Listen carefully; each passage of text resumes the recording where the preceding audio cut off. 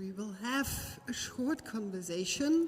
You met Kee-Yong already when he came on stage to take your applause for the piece. You know me now. And we have to speak in English. Thank you. Even though you are a cosmopolitan person, how many languages do you speak actually? But German is not among it. Yeah, German only few words, but other language maybe 7. And in Chinese, different dialect, and also some French and English. But in general, we speak with music, right? The music is more important. Yeah. The music, they have no boundary, so you can easily understand them. Yeah, so this is has been fascinating for the quartet to travel to Asia in 2018 and 19. In the first year, we traveled to Shanghai and delivered workshops there for Chinese students and played a concert with hardcore Western standard contemporary music by Fernie Hao, Kurtag and other composers. The year later, we went to Guangzhou, where Yanwen Li, whose piece we played first today, is a professor of composition, and continued to Kuala Lumpur to your festival, Kee-Yong. And one thinks today with the globalized world, we are more or less familiar with all kinds of cultures and sensations, emotions, life path. And then you notice after such trips that there's so much to discover. And that made us wish for programs with music reflecting on Asian and European Western aesthetics and ideas about life. And originally today we would have been 3 here on stage, Yanwen, you and me. So you have to speak for no more problem. Asians. I think my colleague, she can't be here because of the pandemic policy in China to have the zero COVID case. So I think she will be missed this opportunity to share her music with all of you. But I think on behalf of the Kairos Quartett, they already did a wonderful job to deliver the music in a very, very beautiful way. So I think she will be very happy online to watching this performance. I hope this situation will be changed very soon, because music should have the very intimacy with your audience, and also the acoustically today is really amazing. The technology cannot replace this, so I hope this will be soon to be open the border so everyone can travel again. Yeah, we hope so too. This is my after 3 years lockdown in Singapore and Malaysia, and then this is my first trip to Europe. So it's very good to back to Berlin, because Berlin is like my second home. There are many pieces of mine was performed in Berlin, and I also enjoy the lifestyle in Berlin. This is very important. And I work very closely with Goethe Institute in Malaysia, and also with a group musicians from Berlin. So that is very happy to be able to come live, listen to live performance, and it's so touching. And also with the audience, that is it's like a dream come true, something like a dream. Thank you, Kee-Yong. We are so happy that we have been able to play this concert today for the 3rd time. Of course, the quartet, as you can see, are for Western people. And so we belong to this part of the world, which was a colonializing power for many hundreds of years. And that was one of the main paths how Western music came into Asia. And so there has now been studies about how colonializing is writing a fusion music between Asian and Western music, or how deliberating might it be on the other hand, or is there some other topic we should think about, such as power games with aesthetics of music? That's also, of course, a topic in many other parts of the world. And Kee-Yong, your personal history, I remember that your personal history would fit the deliberating aspect, right? So discovering Western music was helping you to find your own path independent from your heritage. I think I would like to say a little bit about my background. I come from a farmer family in Malaysia, and is an immigrant from southern part of China, and living in Malaysia. It's a third generation, and we speak the language of Malaysia, and also we speak the mother tongue of my grandfather, and then we still follow the custom of my grandfather who passed to us. So that is some sort of traditions was reborn in Malaysia. So, and then we very treat these traditions seriously because as a family value. And for the music study, I was first study Western music, but my maternal grandfather is a very famous Hakka storyteller singer. So as a storyteller, he had a duty to speak the story of the ancient Chinese story to the villagers people, and from there, but my family think this is a job of not proper job for the kid to learn the skill of storytelling, and because you are always going to be like a beggar because you have to get money from the people you perform for. So then I moved to study Western classical music, piano and compositions, and to secure my living skill.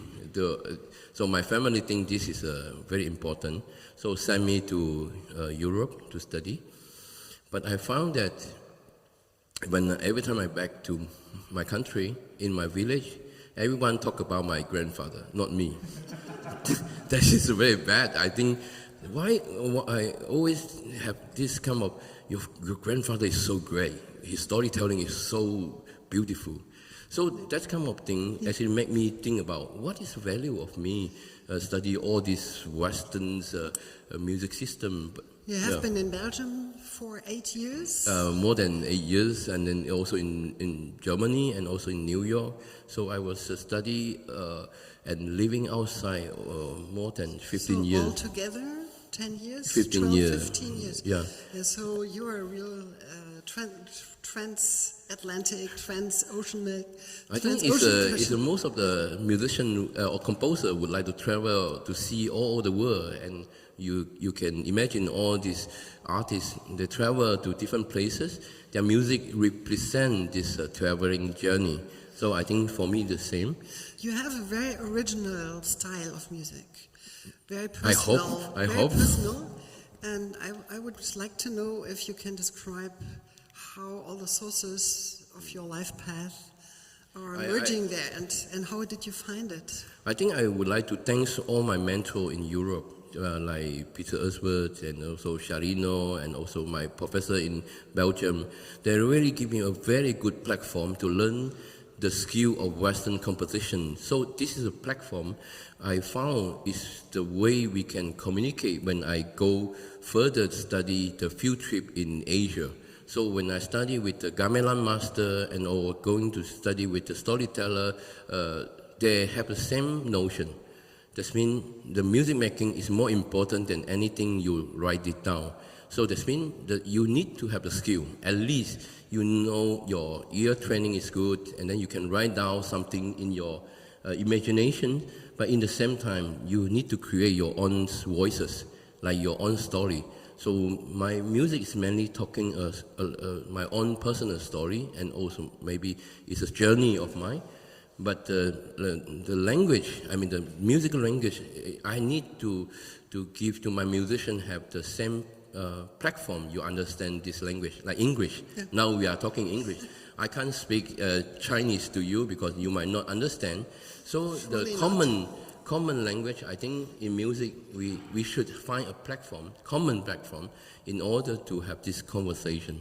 So then I found out the only thing in general, I'm in the West or East, It's the music making with the creation, the sensation of the music making, the story, how you deliver to your musician. So this is very important to find a common platform for both sides.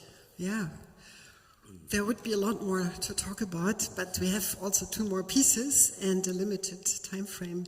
So I would like to go all the way down to the roots of our cultures. Yes. And there are a lot of similarities between the European roots of music as being referential for the cosmos, cosmic order.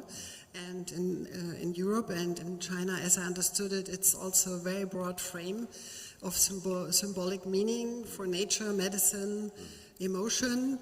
And out of this sphere was born the instrument which we already heard once today, the sheng. And the sheng has a sign in Chinese, I was told, which consists of the bamboo and life. So maybe we use the last minutes we have before we go on with performing music, that you explain a little bit to us how the sheng is conceived and used. I think this instrument actually comes from all the native you can find in the Southeast Asia, China, and Asia country. This instrument is very rural, easy to make because you find bamboo and then you stuck them together and then you put them and then you blow it and then you find, they have different sound. Actually, it's like a concept like organs, and then you start to tune the instrument to make it can be played diatonic or pentatonic. And this instrument, I would like to speak one more time the name. The name is called sen, and then in Japan they call shou, and in Korea they call shenwang. So they are all family. There's 3 instrument or more instrument in Vietnam, and they also have. This instrument represent a kind of we call air. When you are blowing and suck, you in the same time the piece can continue. It's like your lifestyle. It's your permanent breathing. So they don't have break. They can be played for 4 hours, 5 hours continually if the reed didn't stick together.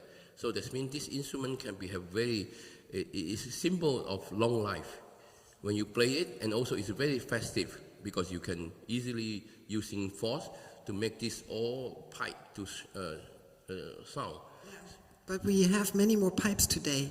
Yes, and today 35, we have 37. 37, yes. So this is we call traditional soprano, and it's a reform by a Shanghai professor Ong, and a professor of Master Wu Wei, and so he make this new son with the possibility to play traditional sounding, because the ornament you need to have a hole to make the crescendi, and like the traditional way. But nowadays, all the instruments we like to have the key. So when you have key, that means you cannot easily do this crescendi, like imitate the bird, like this kind of sound. The modern son, you cannot do it. But this traditional son, you can like imitate all the nature sound, like bird and the animals. So this instrument is very powerful, and because you have more pipe, that means you have more notes.